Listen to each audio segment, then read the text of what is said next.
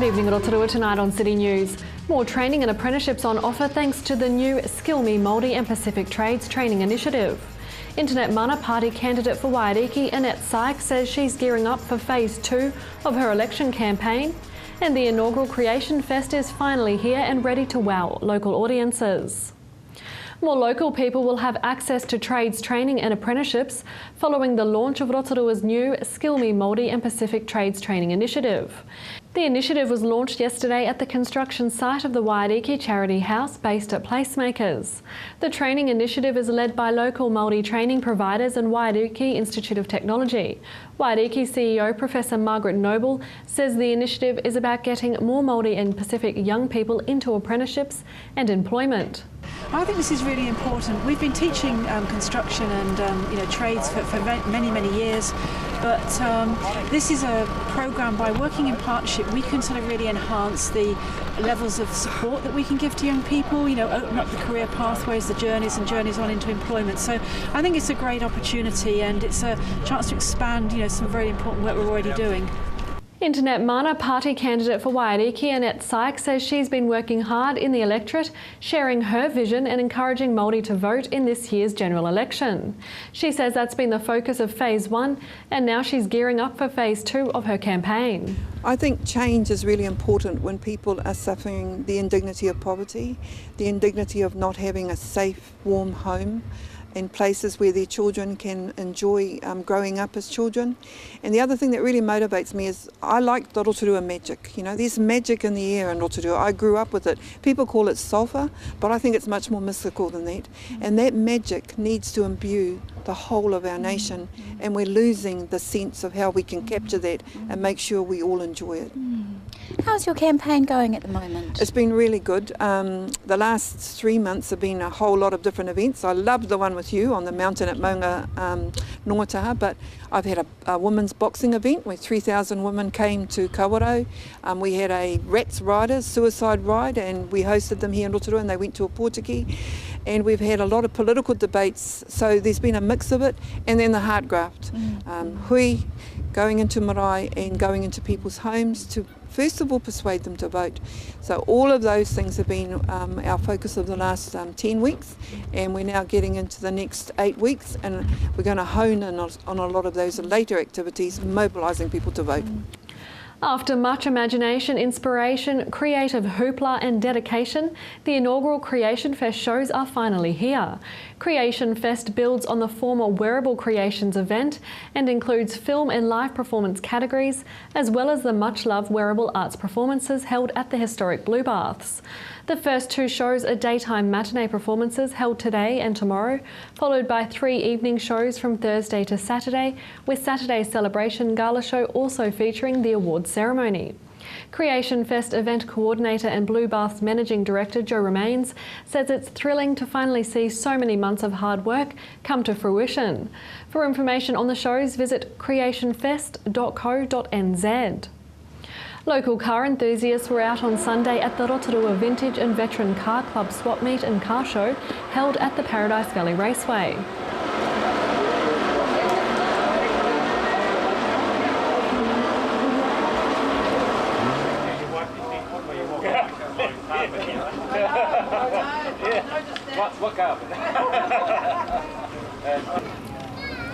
The annual event, which has been running for more than 30 years, featured vintage and collectible cars, motorcycles, memorabilia and more. Event coordinator Roger Nelson said it was a chance for petrol heads and their families to have a fun day out. In sport tonight, the Chiefs leave for Canberra tomorrow for their clash against the Brumbies in their qualifier match on Saturday night. The Chiefs ended the round-robin series 5th on the Investec Super 15 rugby competition table, with the Brumbies in 4th.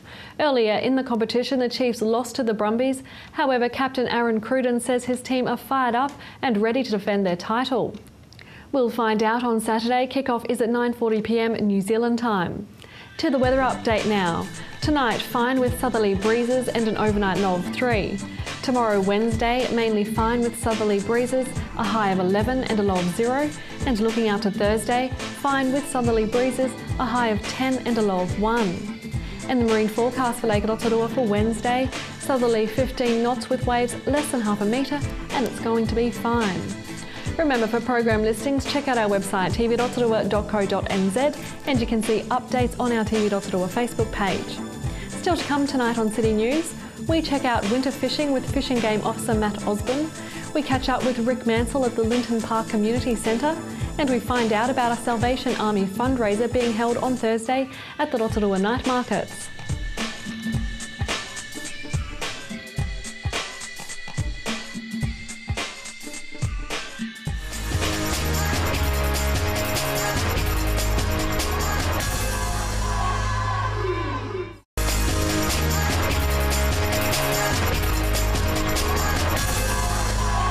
Fortunately, there's some people in our community who think they can help themselves to trout in spawning areas. Now, however, these people did get caught and justice will be served.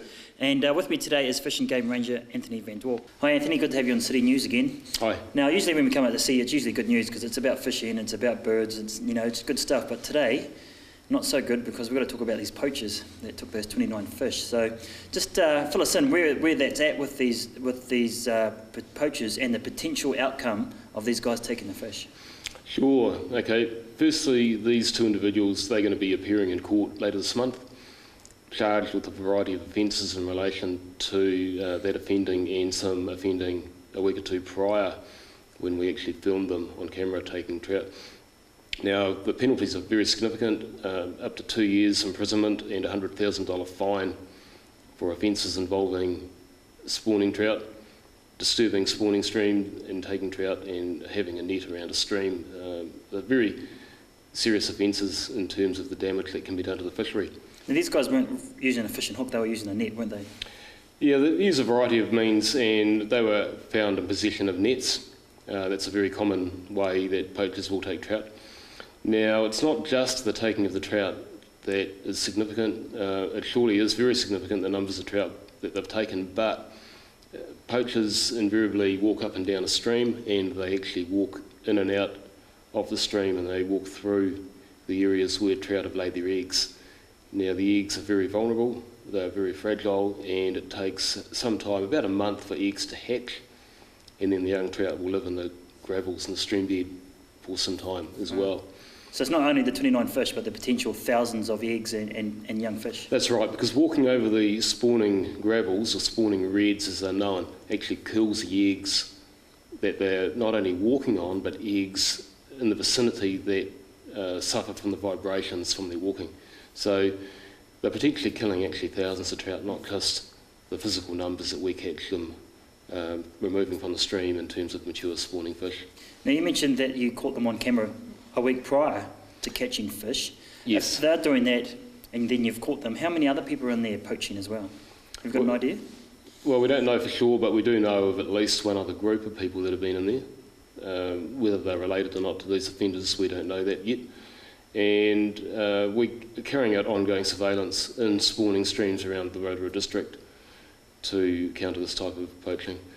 This is probably one of the most severe cases that we've come across in our region in the last decade in terms of the damage done, the recidivist type of offending and the numbers of trout taken. How far into the future will you know the outcome of how many or how decimated the actual fish population is? Okay, well, we know at the present time that we've lost quite a few fish out of this particular spawning area.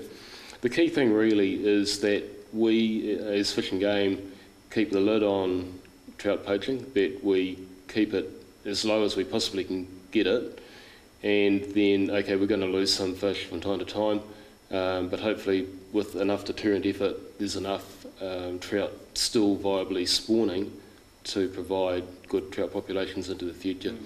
However, if we weren't to keep the lid on the poaching, so to speak, and if it got out of control and every man and his dog was doing it, then over time the damage would be very significant. It's not a good look, is it?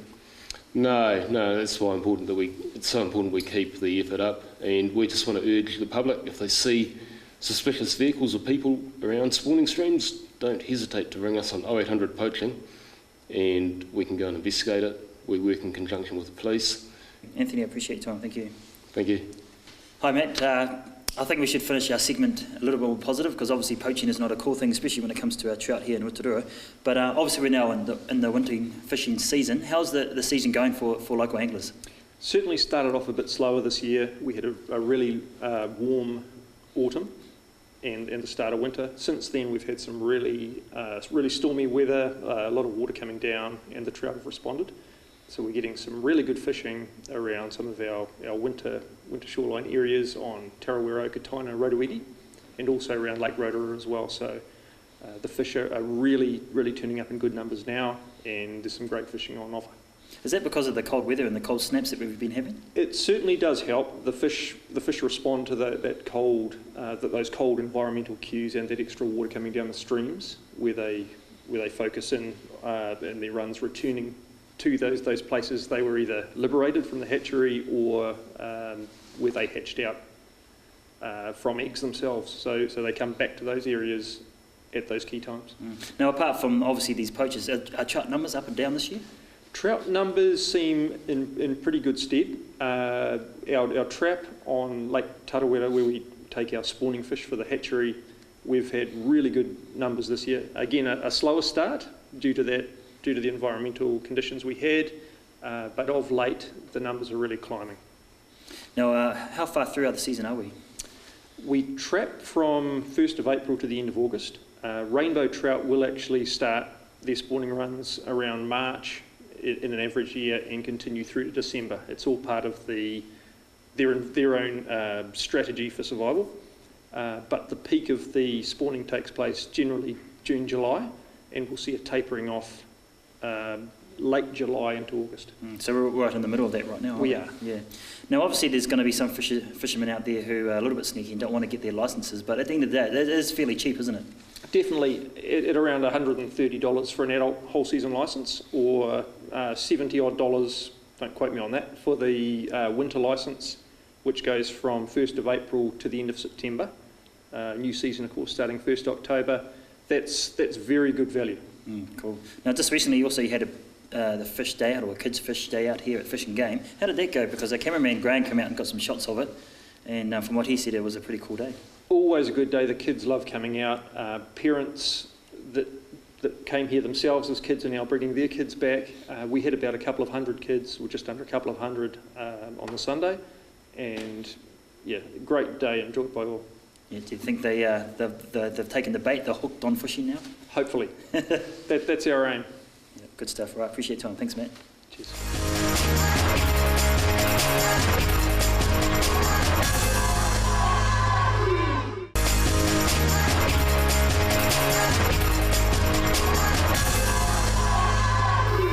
Well, you may not know, but down here at the Lincoln Park Community Centre, there's a few hidden gems, and one of them is these gardens that the community get to grow their own vegetables and take home or give out to their friends and family. Now we're going to talk to Rick Mansell about that, who's the coordinator down here at the centre.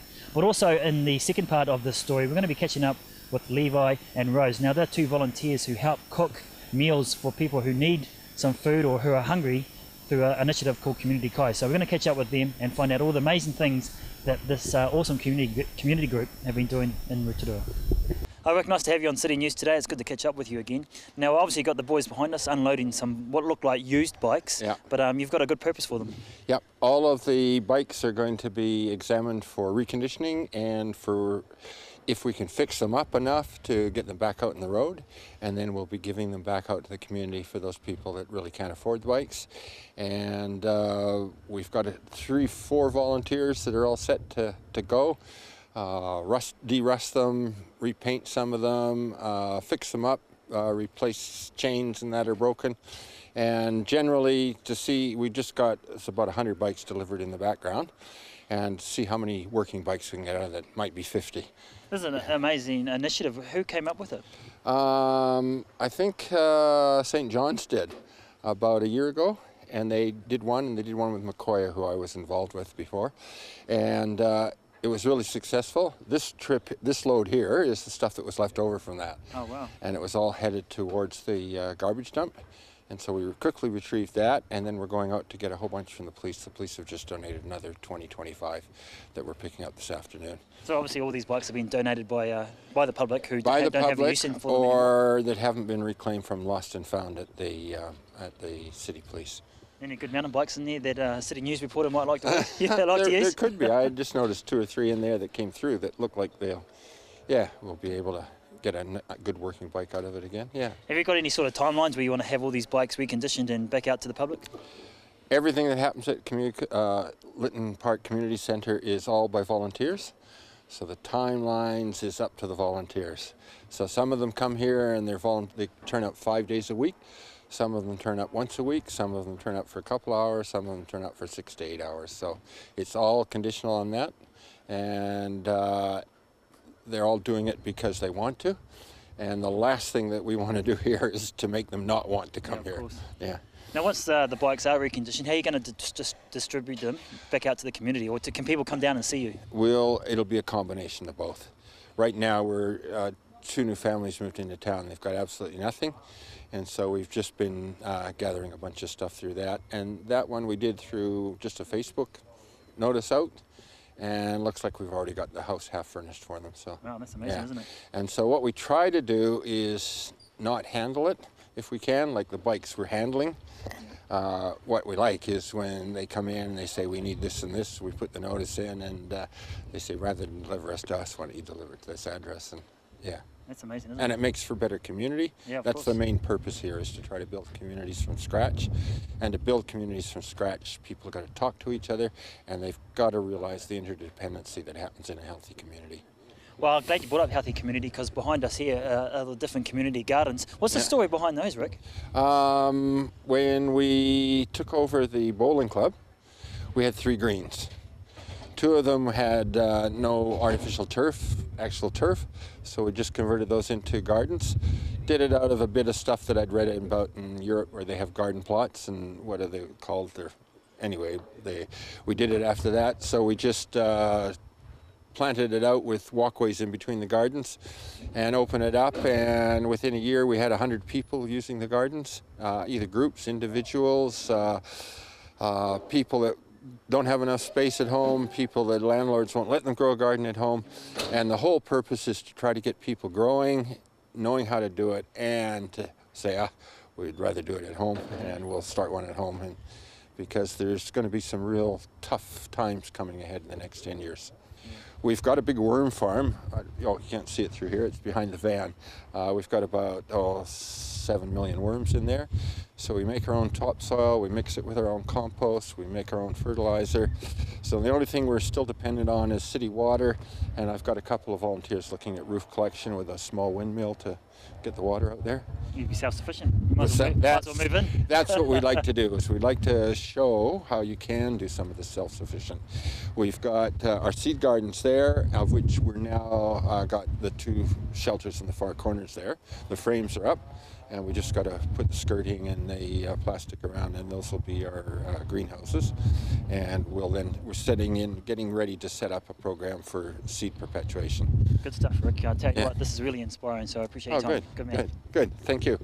And anybody's welcome to come down to Lytton Park and have a look around and see what's going on. Cool. Tiki tours every day. Let's have one now. Okay. Cheers, Rick. Yeah, good. Good man. Good.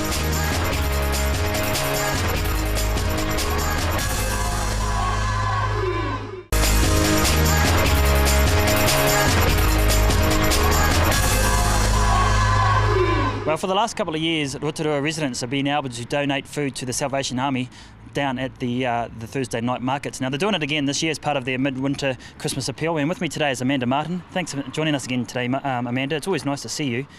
2 years the night markets have been able to offer you this opportunity to get food from the public, and they're doing it again for the 3rd year. So is there lots of planning for you to get this up and running? There isn't really. The night market organiser is so good. Bridget just gets it all together and just tells us where to be and what to do. Really, she's brilliant. But so you just got to turn up. But we do have a little bit of planning that we put in place, just with people helping and supporting us. And we have our band there on Thursday night. They're going to play from 6 o'clock for 20 minutes. So I'm guessing it'll be Christmas carols and getting people into the spirit of giving. Cool. And this year we're we've we welcome anything that's non-perishable. So canned food is brilliant, but if people want to give clothing or blankets or other food, that's welcome as well. So definitely not things like fruit and veggies? We do give that out, but fresh vegetables, awful to say, but it would be much nicer for us to have that on a Monday, because we're giving out all through the week, and we tend to find by the time we get to Friday, although the goods are brilliant, sitting over the weekend, they're not always the best over the weekend period. So if they have fresh vegetables, that's fine too. We can. Now, obviously, this is the third year that you guys have done this, or the night markets have done this for you guys. Has it been successful in the previous 2 years? Yes, it has. Last year was brilliant. There was just so many people. The spirit, the atmosphere was very good, and people were happy just to stand around and talk. You saw a lot of conversations taking place, and it was all positive, good behaviour and good attitude towards us, and donations coming in. It was good. Now, obviously, the night markets is also there's a lot of interaction with tourists as well. Do you get to interact with them? Yes, we do. We always try and have conversations with people from wherever they've come from. They've always got something to add, and for them, Christmas often is a winter experience. So for them to turn up at the night market and with that winter Christmas, I guess it makes them feel a little bit homesick too. So that often generates other conversations for us. Now, obviously, we're almost halfway through the year and it's the middle of winter. Does the need for your services, does it go up in the winter period? Yes, it does, and I think a lot of that is just the climate. And we all know that our electricity and gas bills go up, and our food consumption tends to go up too, because we tend to watch more TV. And I suppose that's a big part of it. But we do have a lot more people coming for help during the winter. We are 60% up on this time for last year. We do have resources that we can use, but as quick as they're coming in, they're going out. So for people donating, they need to know that it is being used. It's not a storage hold or a supermarket set up. It is certainly being processed and given out. Now, if someone can't get to the night market this Thursday, where else can they go to donate food? They could drop food off at the family store in Pukawatua Street, or in Haupapa Street we've got community ministries, and if they're passing through Hillcrest area they can come here to the core property, but we're welcome at anywhere is fine. Now, you've also got an event coming up later in the month. Tell us a little bit about that. We do. We have a fashion parade in our family store that's in 2 weeks' time, and that's going to be on a Thursday at lunchtime.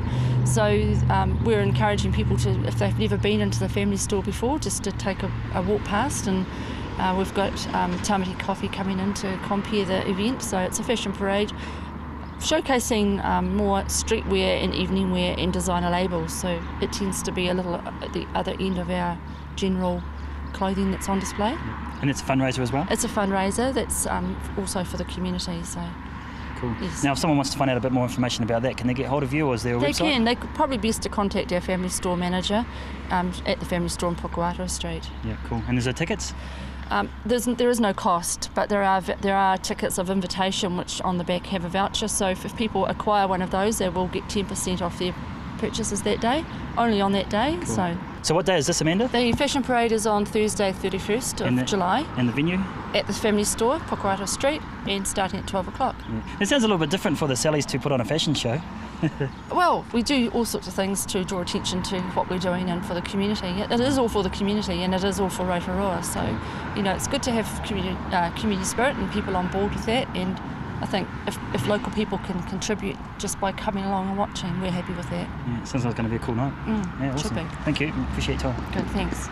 That was Salvation Army Captain Amanda Martin speaking with Alan Solomon. If you have any news that you'd like to share with us, give the station a call on 07 3488 984 or email news@tv.rotorua.co.nz. And if you've missed anything in tonight's show, you can watch it again on our website tv.rotorua.co.nz. Thanks for joining us tonight. From all the team here at City News, Homaria.